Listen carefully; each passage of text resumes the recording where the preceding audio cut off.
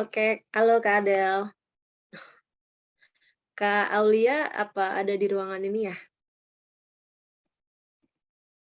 Oke, sebenarnya mungkin Kak Aulia, sedang ada di jalan atau mungkin lagi tidak bisa on cam ya. Halo Kak Adel, asalnya dari mana ya Kak? Dari Malang. Oh dari Malang. Sekarang kesibukannya Kak? Nyari kesibukan belajar hal baru sih, soalnya lagi gap year. Nunggu tahun depan. Oh gap year, oke. Oke oke. Mantap nih Kak Adel, tetap semangat Kak. Kemarin aku waktu baru lulus juga, cari-cari kesibukan mulu tiap hari. Oke, kita mulai aja nih ya. Aku sedikit banyaknya ingin berbagi cerita dulu nih di pertemuan pertama kita, kemudian ingin sedikit mengulas materi yang sebelumnya sudah dibagikan via video. Mungkin Kak Aulia, Kak Adel, dan teman-teman semua sudah melihat videonya. Nah, di sini aku ingin berkenalan sekaligus mengulas video yang sudah diberikan kemarin.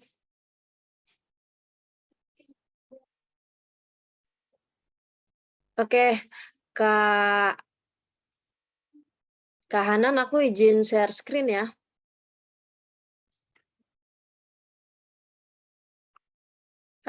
Materinya sudah terlihat di layar? Sudah, Kak. Sudah. Oke, sudah.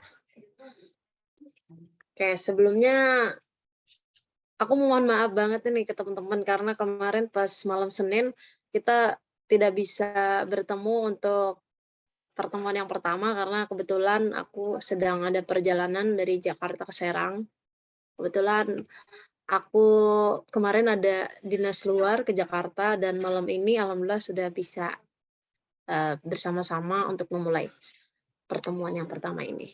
Oke, di pertemuan yang pertama ini aku mau membahas ulang kemudian tipis-tipis berbagi cerita tentang desain grafis nih. Oke, sebelumnya kan nggak afdol nih kalau kita nggak berkenalan dulu.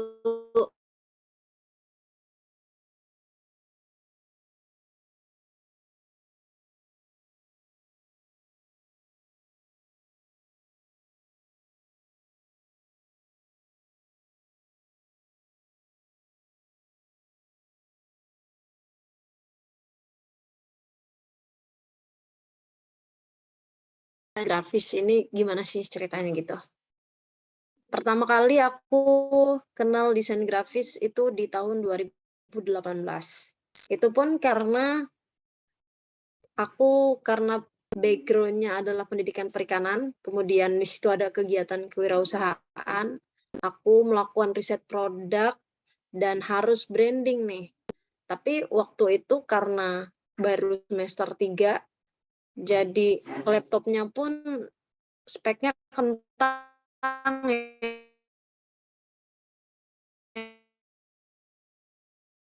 cuman RAM 2 GB. Jadi aku menggunakan handphone. Nah, pakai itu adalah Pixlab.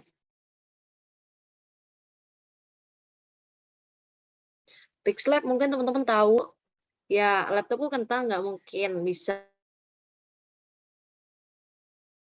pasang Adobe, kemudian nggak mungkin bisa pasang di tahun 2019, 1 tahun kemudian, aku baru tahu, baru kenal yang namanya Canva. Oh, ini ada aplikasi Canva. Ya itu pun karena iseng, searching di di Google itu aku searching apa saja alat untuk desain grafis yang bisa digunakan menggunakan handphone. Keluar Pixlab, kemudian Canva. Aku download nih Canva. Canva dulu sama zaman sekarang beda banget. Dulu fiturnya masih ya luar biasa pokoknya. Masih belum semaju sekarang. Sekarang ini sudah banyak banget fitur-fitur yang menurut aku ya ajaib lah. Bisa secepat itu dia grow up-nya. Kemudian di tahun 2020 aku mulai belajar desain, tapi ya karena kebetulan aku ada kegiatan praktek waktu kuliah, jadi agak sedikit berkurang itu prakteknya. Hanya lewat-lewat video tutor dari Instagram, kemudian dari TikTok, dan dari YouTube aku mulai belajar di situ. Nah, tahun 2021 karena aku baru lulus kuliah dan aku pikir, "Aduh, aku harus cari pengalaman banyak nih." Ternyata aku dikasih kesempatan untuk internship dan gak nanggung-nanggung jadi desain grafis di Sidat Labas. Kebetulan itu juga perusahaan yang berkecimpung di dunia perikanan. Jadi aku di situ banyak belajar, ketemu orang baru.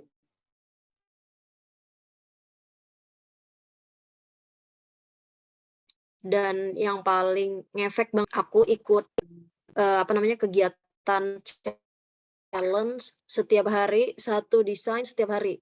Jadi hari ini misalkan kita belajar apa, misalkan untuk editing teksnya bagaimana, kemudian hari kedua kita buat color grading dan lain-lain gitu. Nah, itu ngefek banget menurut aku belajar di situ. Dan tahun 2022 aku mulai konten kreator dan freelancer. Tapi ya karena aku kerja juga, jadi konten kreatornya agak terkendala sih sebenarnya. Teman-teman juga kalau misalkan mau follow akun sosial media aku, nggak apa-apa, monggo silahkan, biar kita bisa komunikasi. Jadi misalkan di luar ini teman-teman ada mau tanya-tanya dengan aku, silahkan, nggak masalah, aku terbuka. Nah, ini beberapa desain aku dari tahun 2019 sampai 2022. Teman-teman bisa melihat, dari awal aku desain yang masih biasa-biasa aja, yang terlalu rame, kemudian tulisannya juga masih acak-adul gitu, peletakannya, letak di mana-mana, warnanya juga masih norak. Jadi, waktu itu memang membuktikan itu proses. Jadi belajar itu memang butuh waktu. Jadi teman-teman yang misalkan baru belajar desain kemudian, "Aduh desainku masih jelek nih."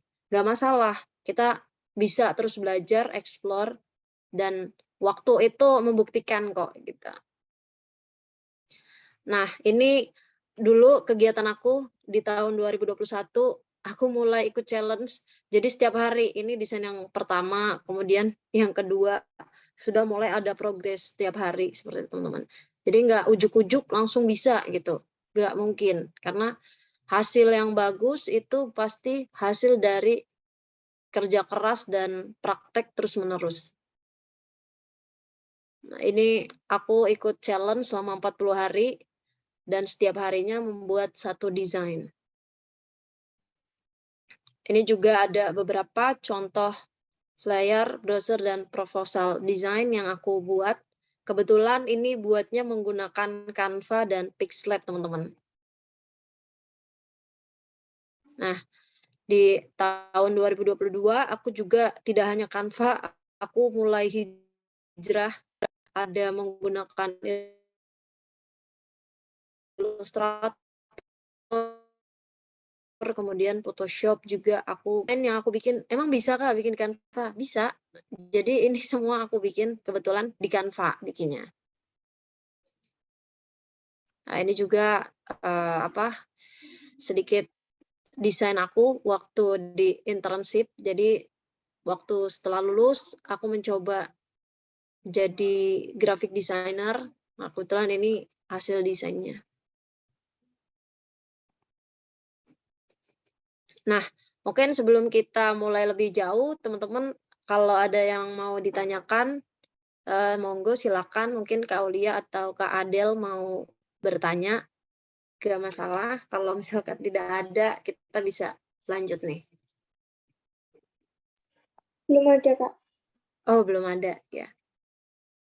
Kak Aulia Rahma sudah ada ya, Kak? Atau belum? Oke. Nggak masalah, yang penting ada dan menyimak ya, Kak. Oke, mungkin langsung aja ya kita belajar. Sebenarnya, Mbak, desain grafis itu apa sih gitu? Nah, sebenarnya desain grafis itu komunikasi menggunakan elemen visual. Nah, elemen visual yang seperti apa? Itu ada tulisan, bentuk, gambar.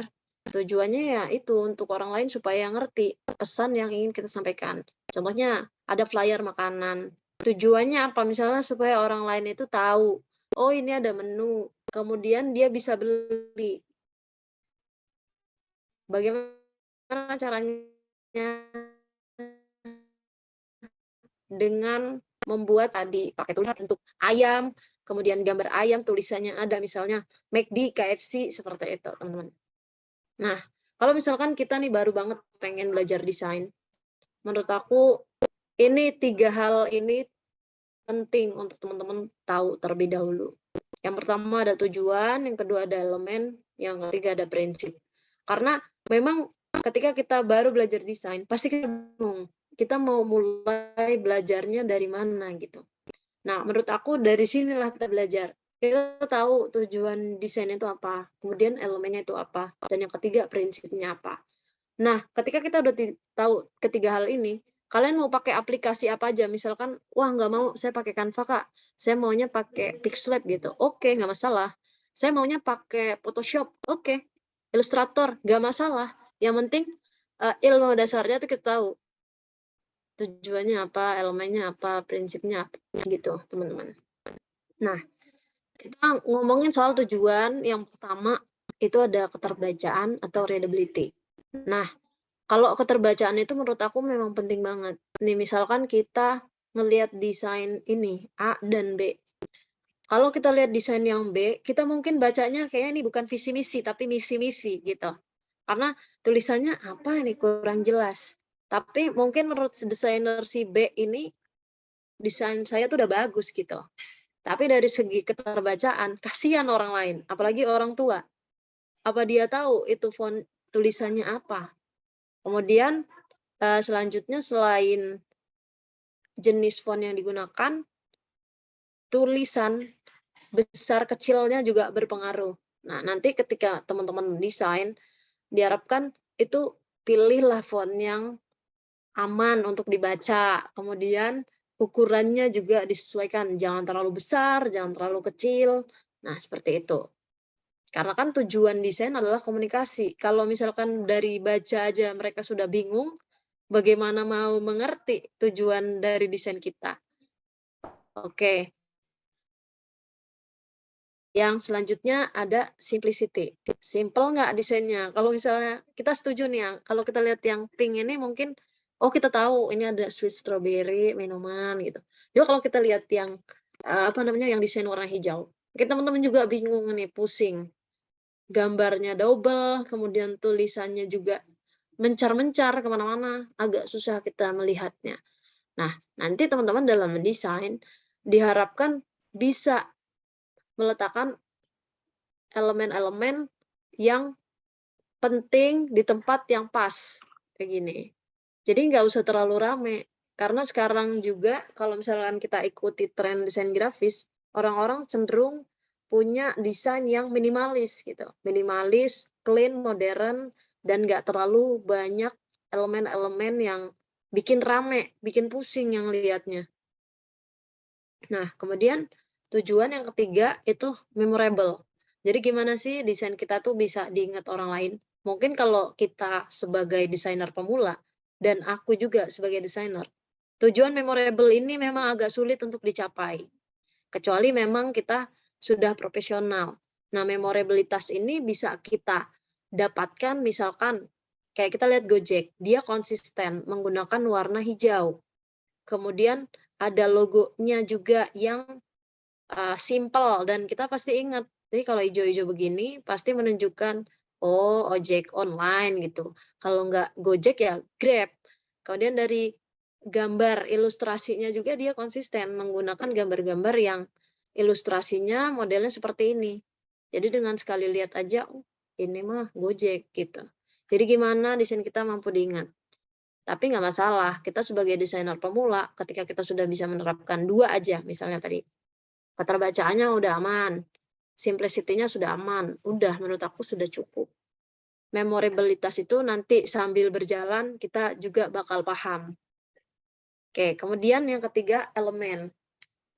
Nah, karena kalau ngedesain itu pasti ada elemen-elemen di dalamnya. Dan apa aja sih? Oke. Yang pertama itu ada tipografi huruf atau tulisannya gitu. Kalau di desain kan kita lihat tuh pasti ada gambar, ada tulisan. Desain juga itu ada beberapa aturan atau rules yang harus kita paham. Minimalnya kita tahu nih.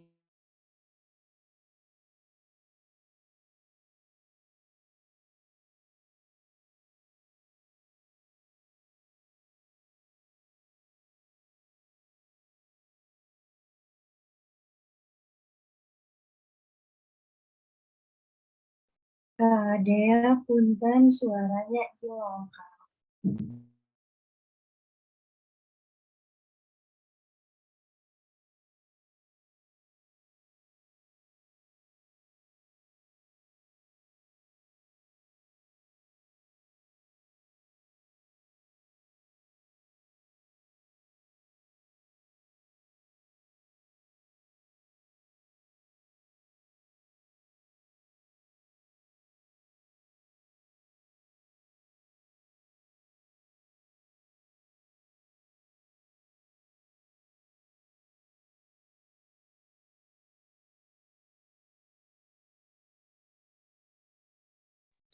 Mohon maaf ini teman-teman, tadi sedikit ada kendala sinyal jadi terpental.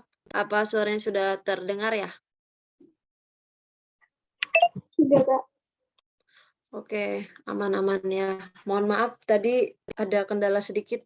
Tadi kita sampai mana ya?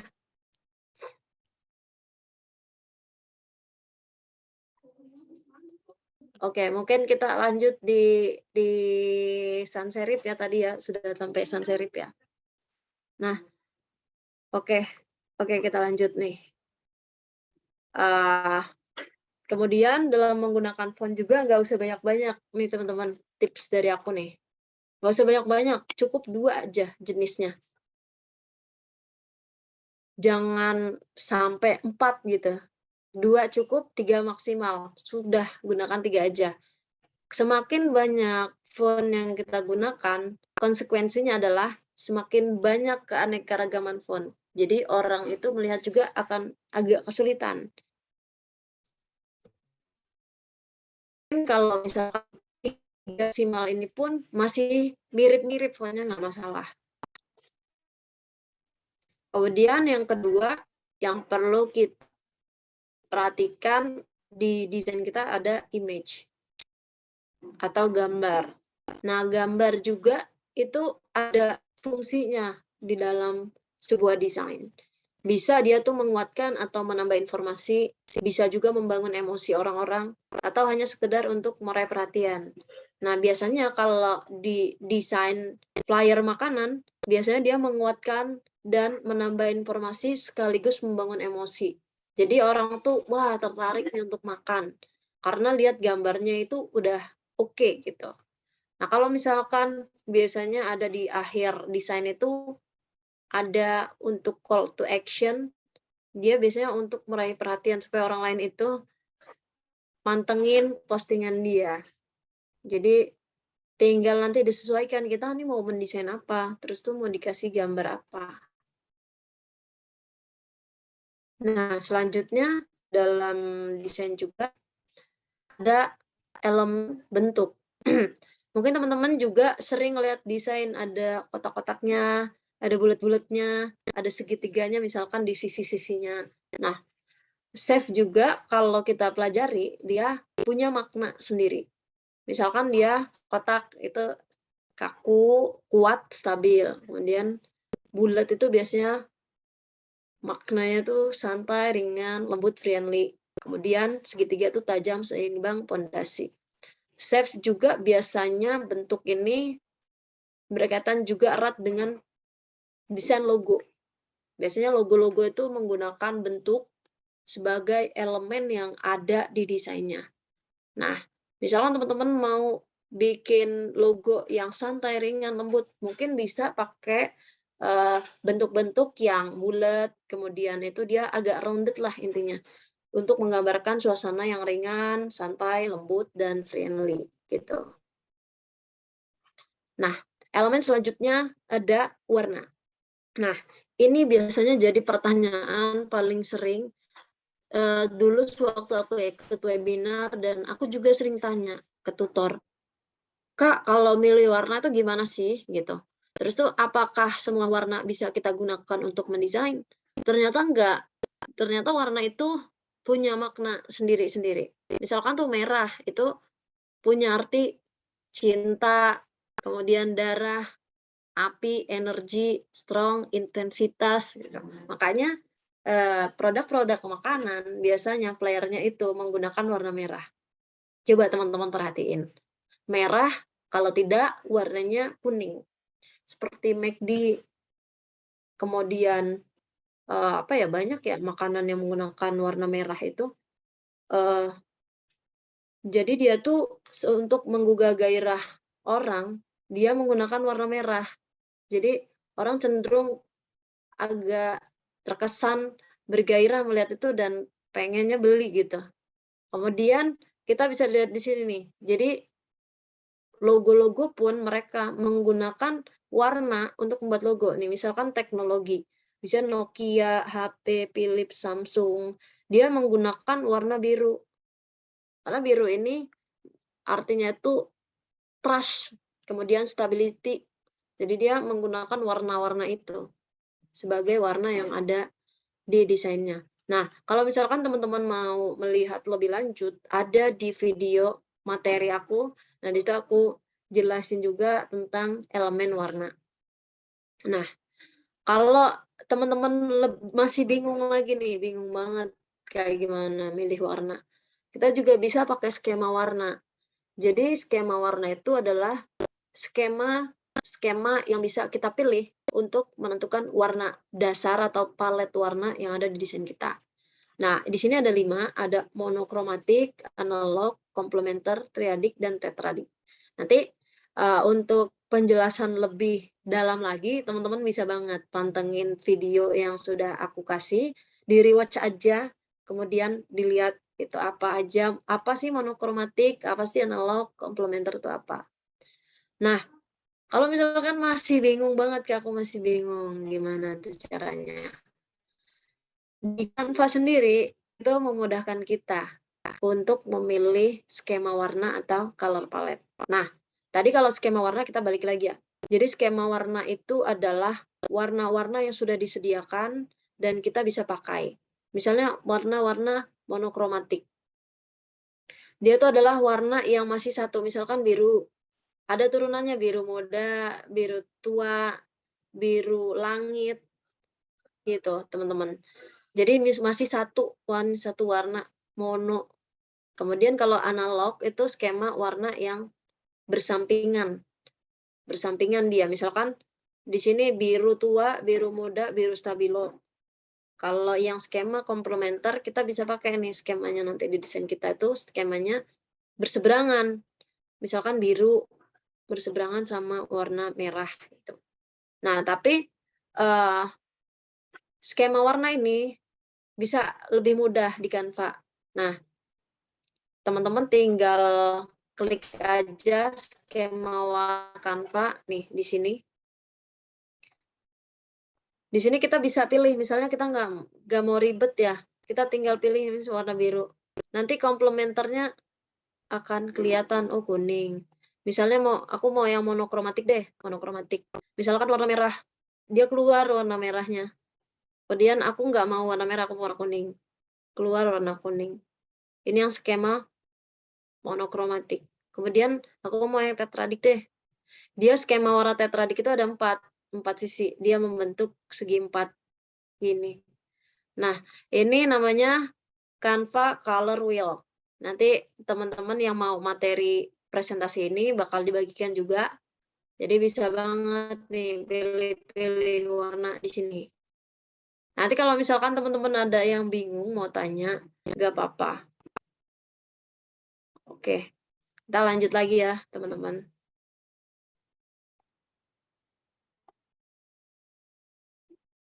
Nah, teman-teman juga kalau misalkan mau cari color palette, bisa juga di Canva sendiri dia menyediakan color palette yang bisa kita gunakan. Jadi color palette itu adalah warna-warna yang bisa kita ambil palet warna untuk desain kita. Nah, di sini Canva sendiri punya color palette generator. Nanti teman-teman kalau bingung, tinggal buka Google, kemudian tulis color palette generator. Nah, di situ kita bisa milih warna apa sih yang kita mau. Nah, di sini banyak banget nih warna-warna yang bisa kita pakai. Kalau teman-teman masih kebingungan, gimana sih cari warna untuk desain kita. Nah, gitu, teman-teman.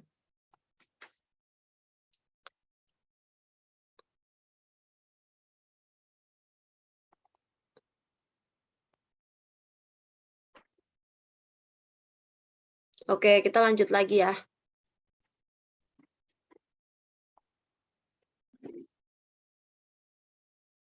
Agak lelah nih internetnya. Nah, selanjutnya di elemen itu ada space. Jadi, mungkin kalau space ini orang-orang sering menyebutnya dengan negative space. Negative space itu adalah ruang di mana tidak ada tulisan atau benda yang ada di desain kita. Jadi ruang kosong. Ruang kosong ini fungsinya supaya apa? Supaya desain kita kelihatan all out. Jadinya space kosong itu jangan diisi, memang sengaja kita kosongkan supaya desain kita terlihat all out dan tidak terlalu ramai. Begitu. Ini penting, menurut aku penting. Contohnya seperti yang tadi ada desain warna hijau, itu karena dia tidak ada space-nya, malah kita pusing melihatnya. Nah, space, penggunaan negative space agar membuat desain kita all out, fokus, minimalis, dan dapat bernapas. Nah, gitu teman-teman.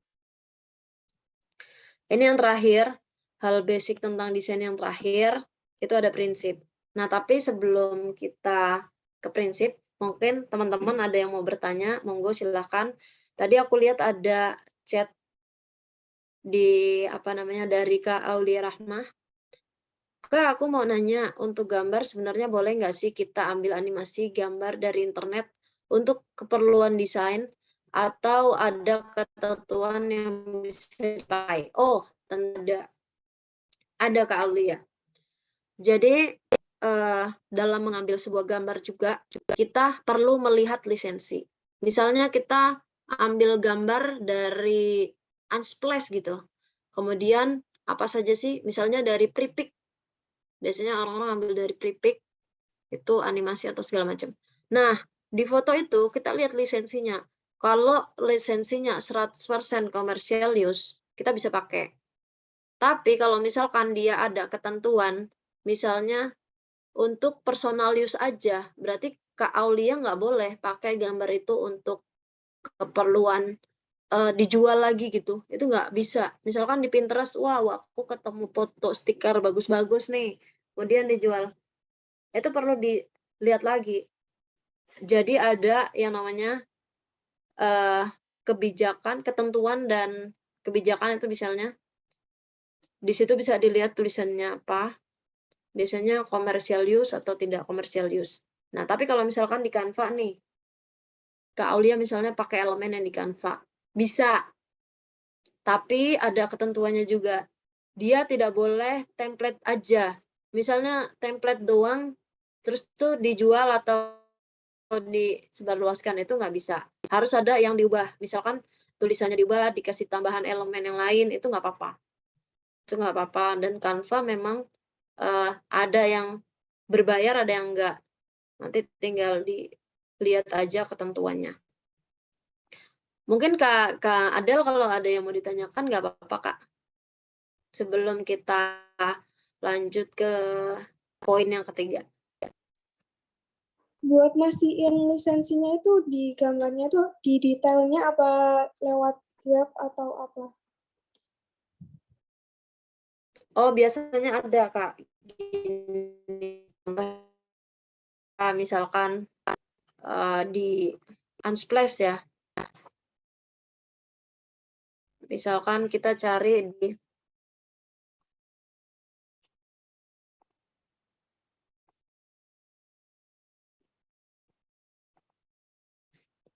biasanya kan orang cari di Unsplash nih, Kak.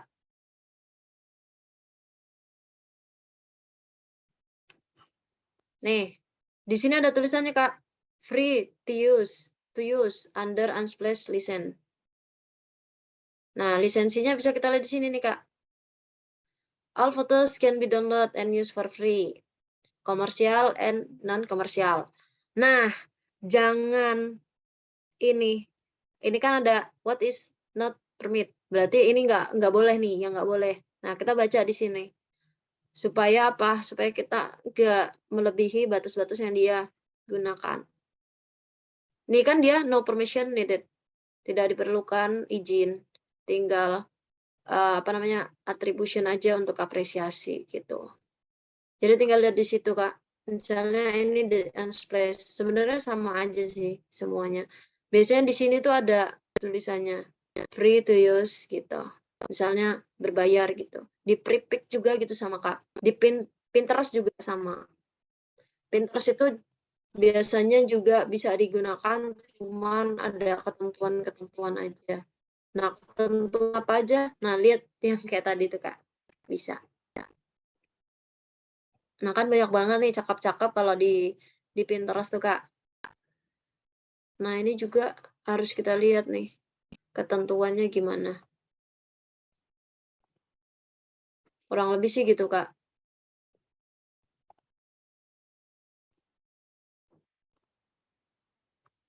SK, syarat dan kebijakan. Lisensi gitu biasanya. Di sini biasanya ada untuk lisensi gitu, tinggal di ini aja. Tapi kalau misalkan di Canva nih Kak, kita misalkan ke Canva. Misalnya kita pakai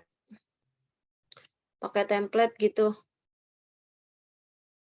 Gak masalah, tapi harus ada modifikasi dulu. Dimodif dulu. Baru bisa. Misalkan desain ini mau dijual, kan ada sih di Excel itu biasanya orang jual template Canva. Nah, itu juga harus di remake lagi. Itu kurang lebih. Gimana Kak Adel, kira-kira cukup jelas atau ada yang harus dijelasin lagi? Cukup, Kak. Terima kasih. Oke. Mungkin Kak Aulia, bagaimana Kak Aulia? Apa sudah terjawab atau bagaimana ya Kak? Oke. Ini bisa kita lanjut lagi ya Kak untuk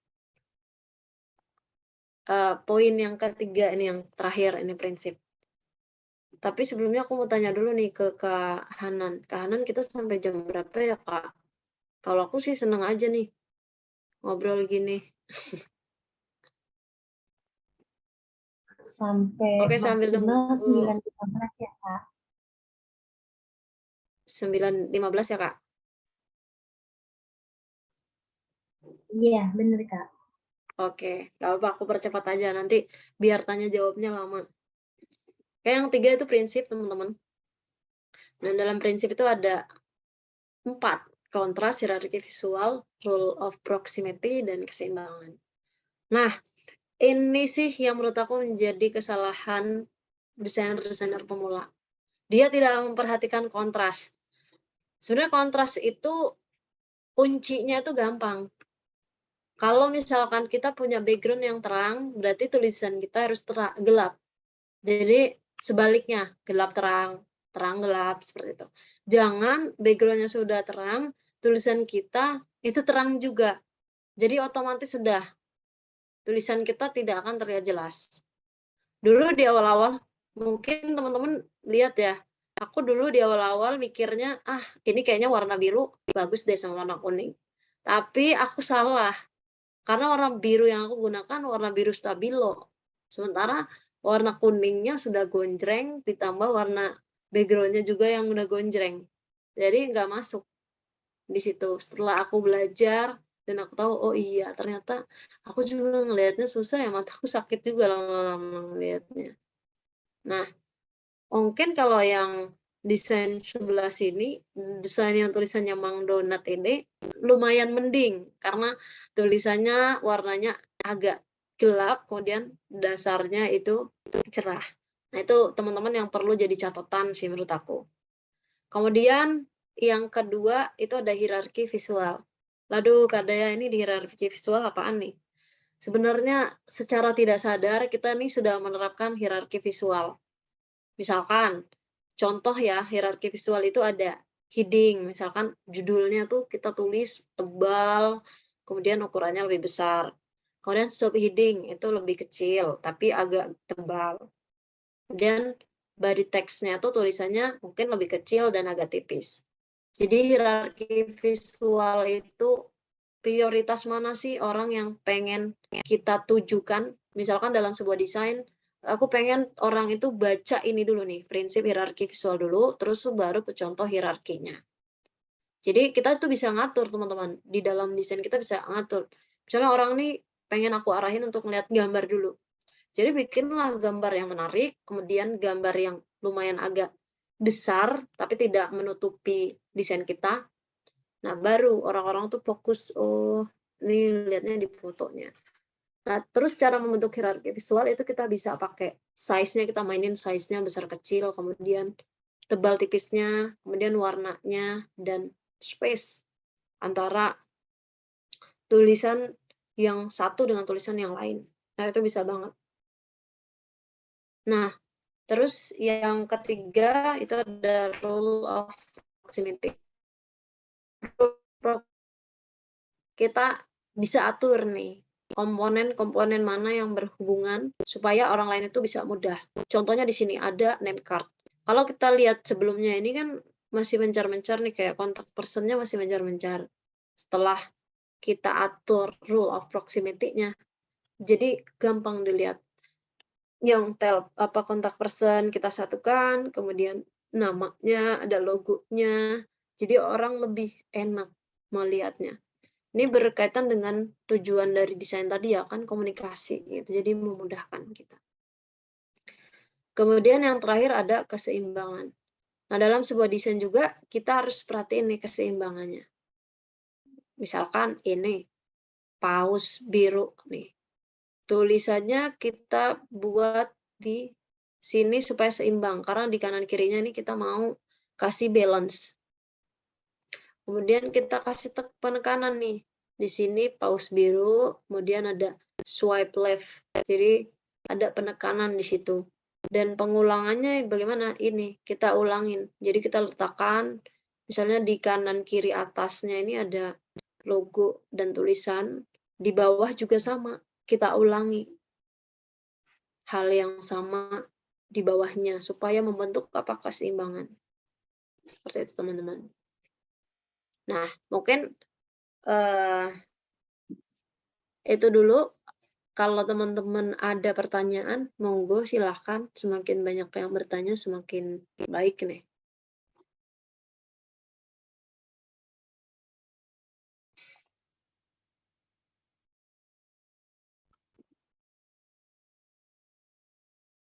Oke, mungkin kalau misalkan nggak ada yang bertanya, aku lanjutkan lagi. Nah, tadi kan kita sudah tahu nih dasar-dasar desain. Pasti muncul lagi pertanyaan. Ya kalau mau desain, selanjutnya gimana Kak? Kita udah tahu nih, apa tata caranya seperti ini, udah tahu. Menurut aku hal yang perlu kita lakukan adalah banyak-banyak mencari referensi. Misalnya kita udah ada di Canva nih. Misalnya kita mau membuat sebuah desain presentasi, tapi kita nggak ada sama sekali gambaran mau buat apa gitu. Nah, sebelum itu marilah kita mencari referensi. Websitenya apa aja, Canva, ada explore Instagram. Dan teman-teman, wah Instagram cuma buat scroll-scroll. Kalau teman-teman bisa pakai hashtag dan cari misalkan presentation, misalnya digital imaging, di situ bakal keluar banyak contoh-contoh desain yang bisa kita jadikan referensi. Kemudian di Pinterest. Kemudian di Pinterest itu banyak banget yang bisa kita lihat juga. Nah, ini aku baca ada Kak Aulia Rahmah tanya, maaf Kak, tadi kalau nggak salah kadang ngelakuin challenge 40 hari. Satu hari satu desain itu gimana Kak maksudnya? Setelah buat desain itu dipublish atau gimana? Dan desain dibuat itu hanya poster aja atau macam-macam. Nah, gini teman-teman. Jadi, dulu ada Canvasser Maksudnya Canvasser ini orang yang berkecimpung di Canva, dia influencer juga namanya Kak Syamas Sarbini. Mungkin teman-teman bisa juga search di Instagram, ada yang namanya Kak Syamas. Beliau ini punya julukan Dokter Canva. Dia bikin challenge 40 day Canva challenge. Nah, jadi challenge itu free untuk siapa saja yang mau ikut tanpa dipungut biaya. Dan aku kebetulan ikut. Jadi setiap hari itu beliau memberikan satu tutorial. Misalkan cara membuat teks berbayang misalnya. Cara membuat overlapping teks gitu. Nanti setelah itu kita posting di akun Instagram kita. Nah, kalau teman-teman mau lihat karya 40 Day Canva Challenge, mungkin bisa mengunjungi Instagram aku. Di situ masih ada desain-desain aku yang ikut 40 Day Canva Challenge. Jadi setiap hari. Nah, kemudian setiap minggu itu nanti ada recapnya desain-desain terbaik. Nah, jadi desain-desain yang lumayan oke, biasanya nanti diposting di Kak Syamas itu. Jadi itu sebagai penyemangat kita, oh ternyata desain kita masuk 10 besar kayak gitu.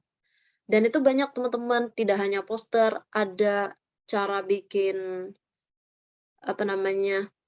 foto ada di antara teks gitu. Kemudian ada juga cara membuat outline, kemudian cara bikin teks yang miring-miring seperti itu. Jadi selama 40 hari itu kita belajar, teman-teman. Di challenge dan itu pesertanya lumayan banyak dan pada saat itu aku banyak bertemu teman-teman yang ternyata antusias banget belajar di Canva. Dan di situ aku baru tahu oh ternyata banyak yang lebih keren dari aku dan kita sharing sama-sama ada di Telegram, kadang di WhatsApp juga, dan alhamdulillah sampai sekarang masih berkomunikasi dengan baik gitu. Gitu Kak Aulia. Oke, kita sambil menunggu misalkan ada yang bertanya langsung aja nih bisa via chat, bisa raise hand atau interupsi aja langsung ke aku. Websitenya ada banyak, tapi mostly aku sering pakai 3. Biasanya aku pertama tuh cari di Pinterest dulu. Oh, misalnya aku mau cari digital imaging. Contoh ya, kita langsung contoh aja nih. Misalkan di sini nih.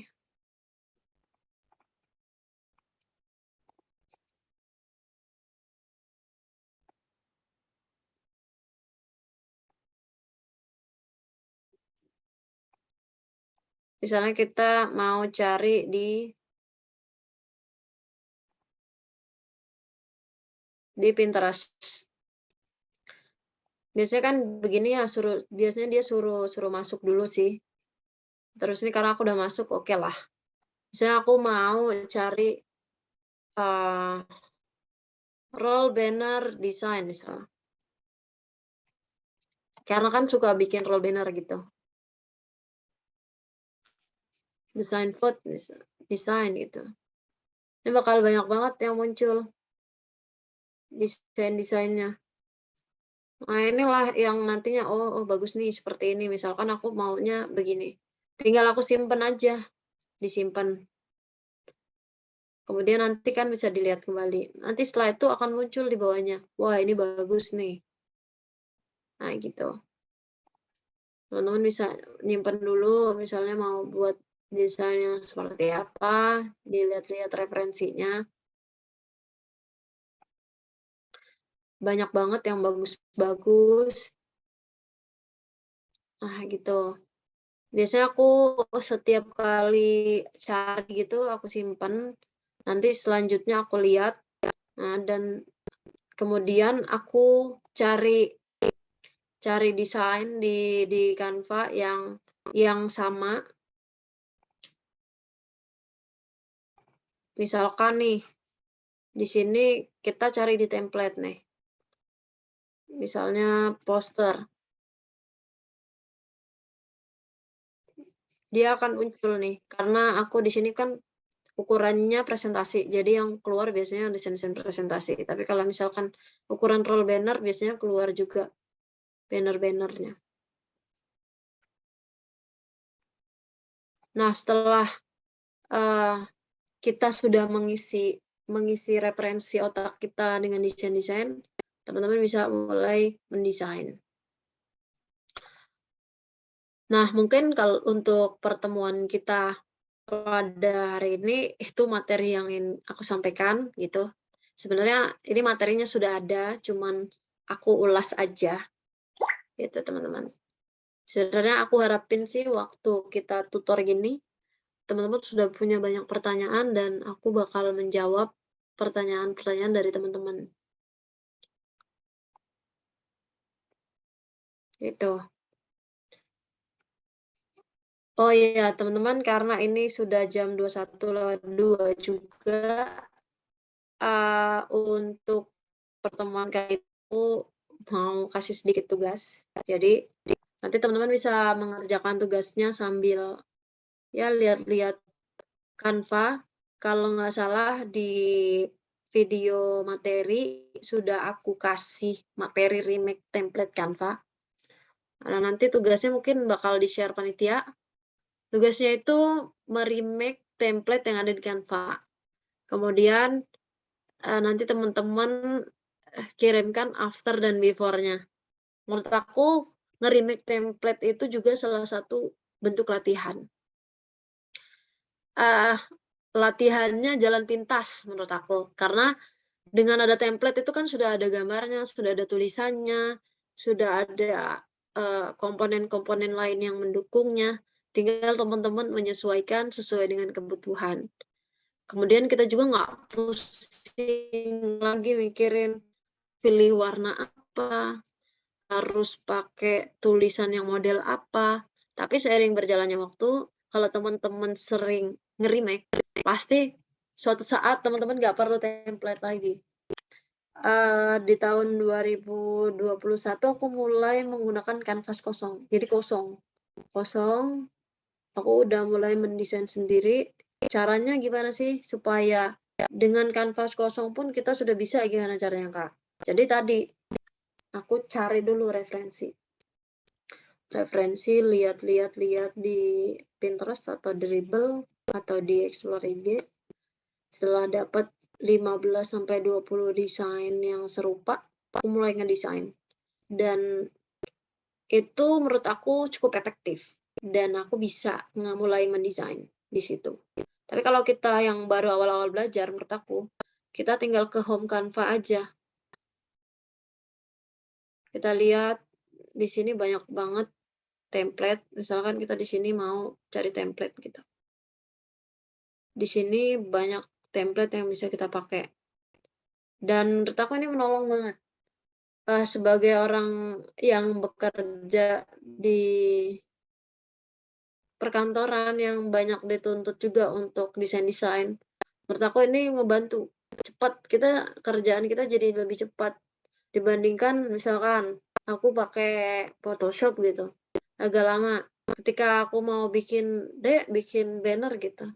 Aku lihat referensi kemudian mulai otak-atik Canva, udah jadi gitu.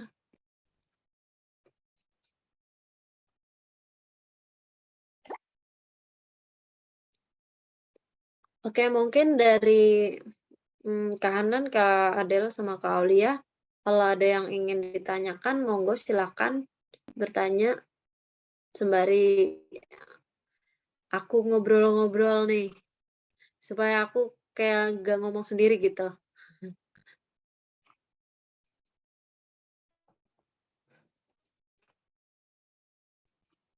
Nah, teman-teman, sebagai informasi aja nih, si Canva ini kan dia berbasis web ya.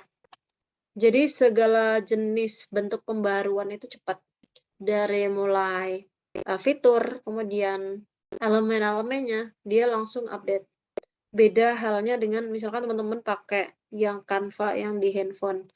Itu mungkin agak lama karena harus nunggu updatean dulu. Dan biasanya harus ke Play Store dulu. Kalau pakai yang di web ini, gak usah.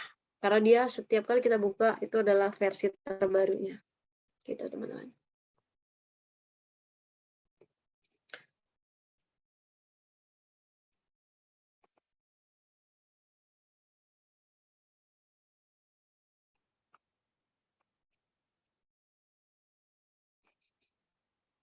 Mungkin kalau misal Kak Adel atau Kak Aulia ingin bertanya soal tugas, juga nggak masalah nih.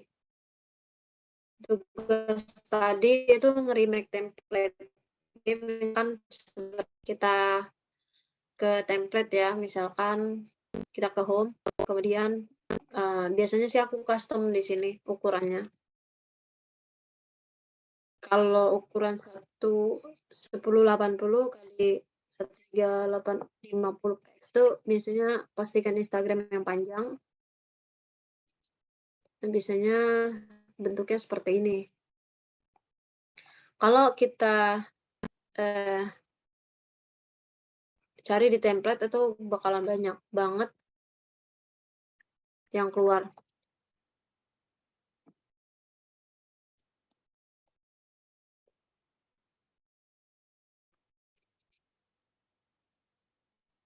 Nah, di sini ada Instagram post, misalnya teman-teman mau nge-remake gitu. Nge-remake postingan, misalkan yang ini.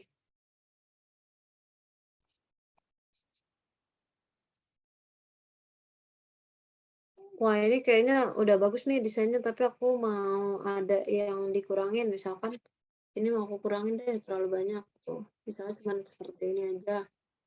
Ini juga mau aku hilangin deh, gitu. Monggo silakan nggak apa, jadi lebih minimalis gitu.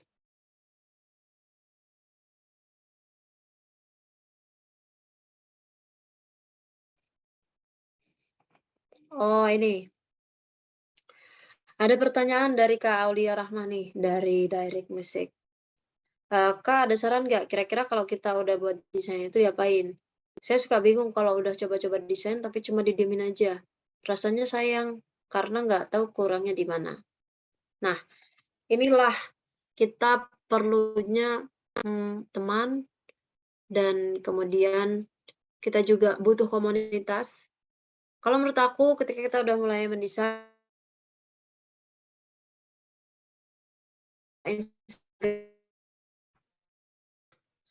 portofolio itu isinya desain-desain kita. Selain itu, selain di Instagram, di mana lagi, Kak? Bisa kita share desain kita di Pinterest. Kita tidak hanya menjadi orang yang mencari inspirasi di Pinterest, tapi jadi juga orang yang menjadi kontributor di situ. Menurut aku, kalau di Instagram sendiri, memang kita harus punya komunitas. Begitu, misalnya kalau kemarin aku contohnya komunitas 40 Day Canva Challenge. Nah, di situ sampai sekarang pun kalau aku posting pasti di komen, "Wah, Kak Dea, ini desainnya kayaknya kurang ini deh. Mungkin kalau udah bagus, bagus nih Kak desainnya," gitu. Nah, kalau misalkan Kak Aulia bingung bagaimana cara memberdayakan desain yang sudah dibuat, gak apa-apa, misalnya Kakak upload nih di Instagram.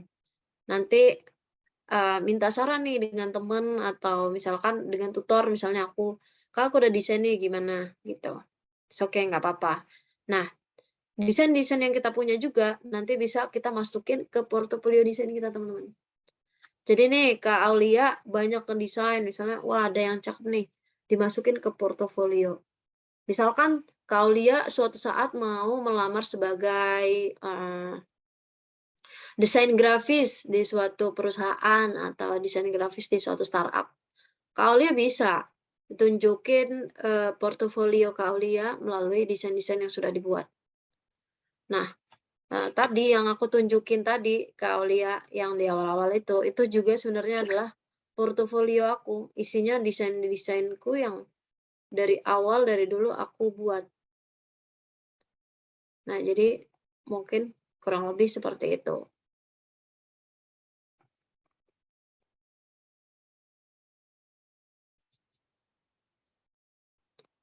Oke, mengenai tugas nanti kalau di tugas itu aku kasih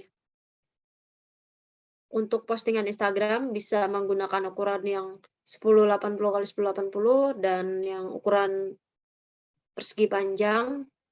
Nanti ketentuannya dan tugasnya apa akan di-share di Google Classroom, Kak. Jadi sementara ini aku kasih tugas untuk membuat postingan Instagram. gitu Kak Adel. Nah, kalau ukuran Instagram biasanya, ada yang kotak, ada yang persegi panjang. Nah, kalau kita lihat template-nya di sini, banyak banget ya di Canva ini template-nya. Misalkan Kak Adel mau buat nih, flyer kursus online digital marketing. Oke, silakan. Misalnya fotonya mau dijadiin Kak Adel fotonya gitu, nggak mau babak-babak ini gitu. Monggo silakan, warnanya bisa diganti sesuai selera. Layout-nya juga bisa diganti, misalnya orangnya di sebelah sini nggak mau, di sebelah situ bisa di-flip. Nah, terus tulisannya mau digeser ke sini, monggo silakan, boleh banget. Nah gitu. Gitu Kak Adel. Kak Hanan mohon izin ini aku mau bertanya, kita, peserta untuk kegiatan di Canva ini berapa ya, Kak?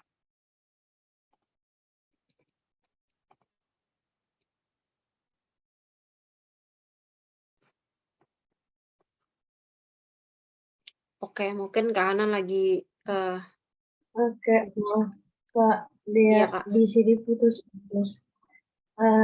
Kalau total peserta jujur aku kurang tahu ya, karena aku nggak megang list semua peserta, tapi sekitar kurang lebih 10 sampai 15-an aja, Kak. Oke, nggak masalah. Karena kalau, semakin sedikit semakin gampang sih kita ngobrolin. Misalkan ada yang mau ditanya tuh langsung gitu, jadi nggak malu-malu kalau sedikit gitu, Kak. Oke, Kak. Nanti grupnya juga akan dibuka kok, Kak, setelah Zoom ini. Oke, Gitu. siap-siap. Oke. Oh iya, Kak Aulia, maaf ini aku mau tanya, Kak Aulia asalnya dari mana ya, Kak? Mungkin kita satu daerah gitu.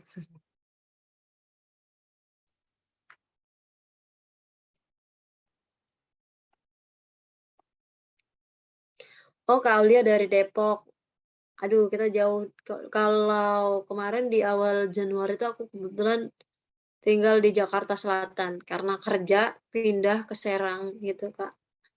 Mungkin kalau misalnya nanti aku ke Jakarta bisa kita meet up ya, Kak Aulia.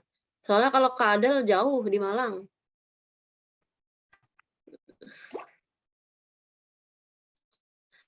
Boleh, Kak. Oke, siap. Kalau Kak Hanan dari mana ya, Kak, asalnya, Kak? Aku dari Depok juga. Waduh, Kak Hanan sama Kak Aulia ini deketan mungkin, tapi Depoknya nggak tahu di mana, di Sawangan mungkin apa di mana. Oke, eee, sepertinya ini sudah jam 21.15 juga nih bentar lagi.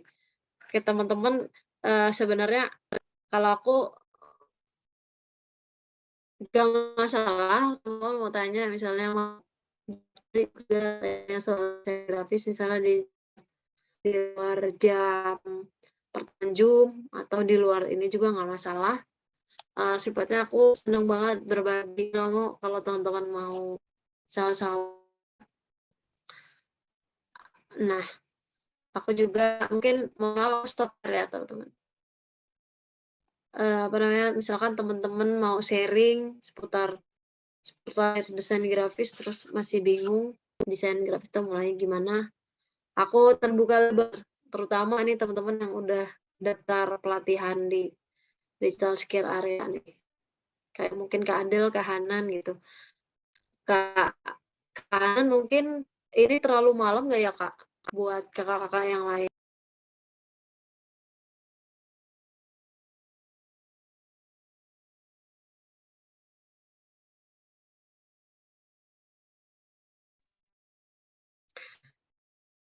Aduh, maaf. Nah, suaranya sudah terdengar ya, Kak? Ini sinyalnya memang agak ini karena pakai WiFi yang di rumah. Sudah, Kak. Oh, Aman. sudah. Oke. Izin, Kak, ini aku mau bertanya, soalnya kayaknya kita terlalu malam atau gimana ya, Kak? Kalau jam 8.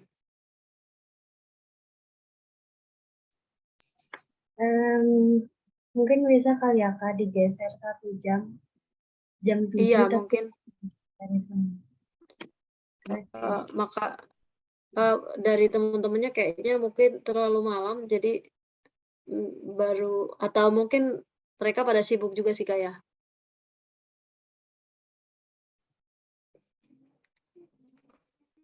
Eh,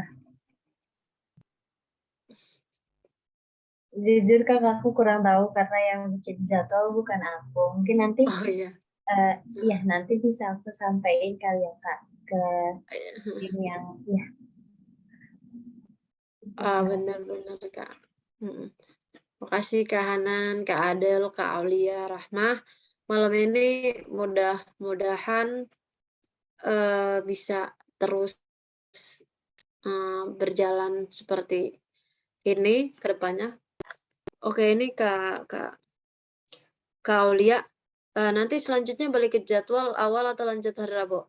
Oke, kalau di jadwalnya sebenarnya kita akan kembali ke jadwal awal.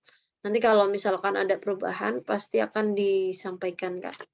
Karena mohon maaf banget, Kak, sebelumnya karena aku juga bekerja dan kadang harus bolak-balik Jakarta Serang. Mudah-mudahan aja minggu depan aku nggak ada jadwal ke Jakarta dan hari Senin bisa kita bertemu lagi. Aku usahakan Senin selanjutnya kita bisa ketemuan lagi seperti ini, Kak.